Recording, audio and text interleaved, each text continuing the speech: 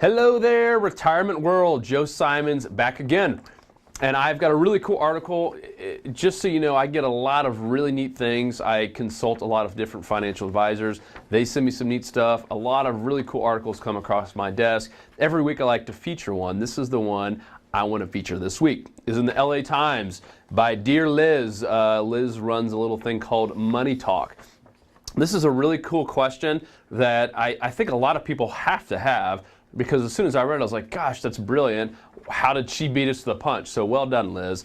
The topic is, does the advice of saving 10% of income for retirement still apply to all facets of life? Meaning we all know we're supposed to save while we're making money.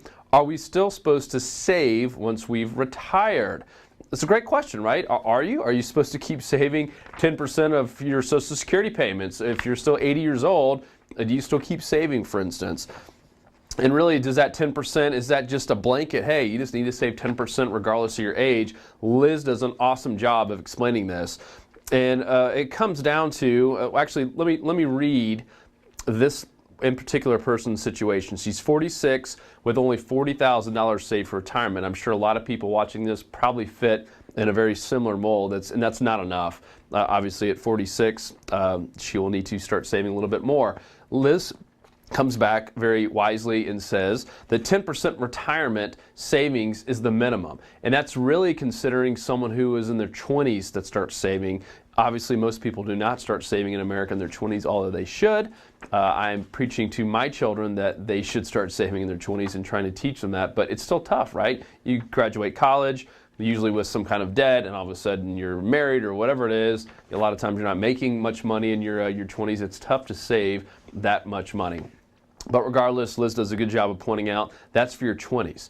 If you're in your 30s or your mid-40s, like this person here who had the inquiry, you need to save a whole lot more than 10% to catch up. For instance, if you're in your 30s and you haven't really started saving, 15 to even 25% is going to be more applicable.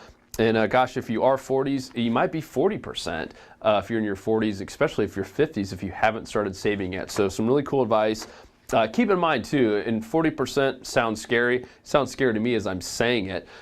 Yet when you are all of a sudden 50 years old, you hope to by then maybe have some kids out of college. If you have children, maybe your mortgage is paid off by then. You're hopefully making more money. You should be worth more to your company, or if you work for yourself, you should be worth more, be making more in your 40s and 50s than you were in your 20s and 30s. So hopefully it's a little bit easier to save that kind of money. Great advice here. I'm going to put the link to this in the YouTube description, so make sure to check it out. Once again, it was Liz Weston, Money Talk. The other thing, one more thing. The other thing she talks about is Social Security. Keep in mind that the longer you work, and this is her other advice, is just to work a little bit longer instead of just trying to retire at age 60 or 65 like the norm tells you to, which I think that's going to change here in the next couple of decades.